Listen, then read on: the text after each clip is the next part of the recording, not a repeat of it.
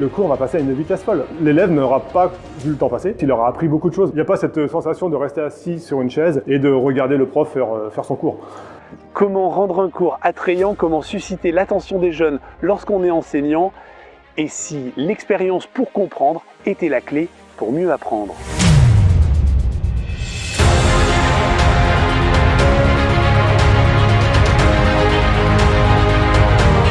Bonjour à tous, bienvenue. Travailler à Apprenti d'Auteuil, c'est s'engager et agir pour les jeunes et les familles les plus fragiles. Retrouvez sur cette chaîne les conseils de nos professionnels. Aujourd'hui, je rencontre Maxime, enseignant en boulangerie et pâtisserie. Et si vous êtes nouveau ici, pensez à vous abonner.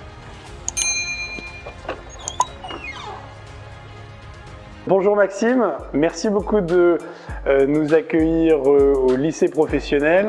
Un cours attrayant, ça apporte quoi aux jeunes et toi, ça t'apporte quoi? Déjà d'échanger plus facilement avec les élèves. Parce que si on fait un cours magistral, en fait, c'est l'enseignant qui parle, les élèves qui prennent des écrits. Et un cours attrayant, en fait, l'élève donc va participer, va se rendre compte par lui-même, avec ses connaissances, en fin de compte, qu'il peut déduire, qu'il peut apprendre tout seul aussi. Et nous, on est là pour l'accompagner. Et c'est complètement différent que de lui donner un cours et qu'il reçoit purement et simplement. Voilà. On va prendre un exemple précis puisque c'est un cours sur le sucre. Donc on est sur les températures de sucre. Tu t'es donné une petite méthode ou des petites étapes dans ton cours. C'est quoi la première étape que tu offres aux jeunes quand ils arrivent dans ce cours? L'expérience. En situation, le jeune, comme si qu'il était dans son atelier et on va faire une expérience. Donc là, l'expérience en elle-même, ça consiste juste à mettre un peu de sucre dans une casserole, un petit peu d'eau et on va faire cuire ce sucre. Donc on va partir de 0 et on va arriver jusqu'à 180 degrés. Voilà.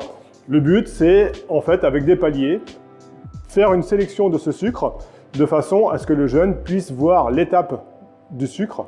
Donc à 100 degrés, on va prélever un peu de sucre. À 120 degrés, on va prélever une partie de sucre. À 150, 180, le but de cette expérience, ça sera d'avoir 4 échantillons de sucre. Et là, les jeunes découvrent l'état du sucre concrètement sur ces 4 températures. L'expérience réalisée, la deuxième étape, c'est quoi? L'analyse, l'élève va pouvoir analyser les variétés de sucre, les échantillons de sucre qu'on a prélevés.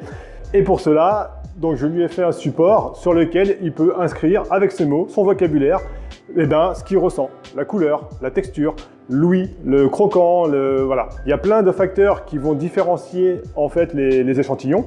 Et c'est l'élève lui-même en fait qui va pouvoir, avec son vocabulaire, apprendre son cours. Et donc là, après, ton rôle, c'est quoi? Alors mon rôle en fait, c'est d'accompagner au mieux dans le vocabulaire le jeune, qu'il ne fasse pas de mauvaises formulations. Et ça me permet aussi de découvrir le vocabulaire qu'il va employer. Donc chaque élève va choisir son champ lexical en fonction des échantillons. Et c'est vraiment intéressant parce qu'il y a des élèves qui vont employer des mots, d'autres certains mots. Et avec tout ça, on va pouvoir après comparer, venir argumenter auprès des autres élèves. Et ça rend un cours beaucoup plus intéressant. Les élèves sont acteurs, ils s'écoutent entre eux. Et en fait, moi, je suis juste autour et voilà, je cadre un peu, mais c'est eux qui font le cours. Et ça, c'est vraiment bien. Ah oui, donc là, on est passé de l'expérience à l'analyse et où ils reconstruisent eux-mêmes la théorie avec leurs mots. Tout à fait.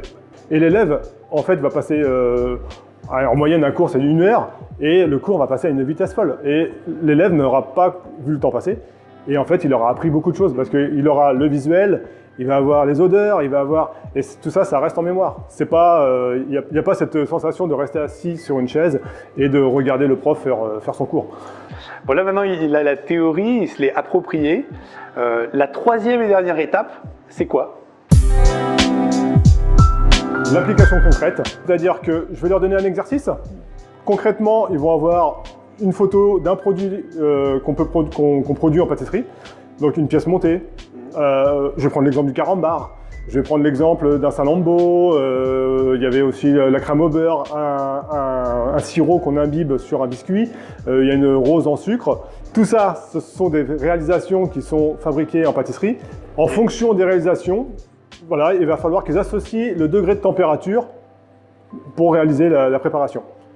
Et s'ils ont bien en fait, compris le cours, eh ben, ils vont associer la bonne température au bon produit. Pour résumer, les 3 étapes que tu utilises toi pour faire un cours attrayant, la première, l'expérience, faire expérimenter aux jeunes le produit par exemple. Ensuite, l'analyse pour qu'ils puissent déduire eux-mêmes la théorie. Et enfin, l'application pour qu'ils puissent associer la théorie avec l'application concrète dans leur atelier. Tout à fait. Merci beaucoup Maxime. Merci pour ce partage d'expérience. De rien, c'était également un plaisir pour moi et je te remercie. À bientôt.